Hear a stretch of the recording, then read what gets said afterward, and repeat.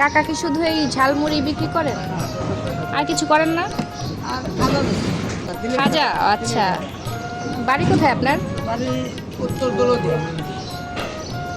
প্রতিদিন এখানে আসেন হ্যাঁ এই নদী পার হয়ে? হ্যাঁ আমাদের ব্যবসায় আনে, লঞ্চে যাই আসি এটাই আমাদের ব্যবসা।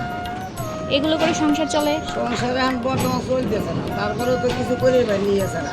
ছেলে মেয়েরা কি করে? ছেলেরা ছোট, মেয়েরা বড়।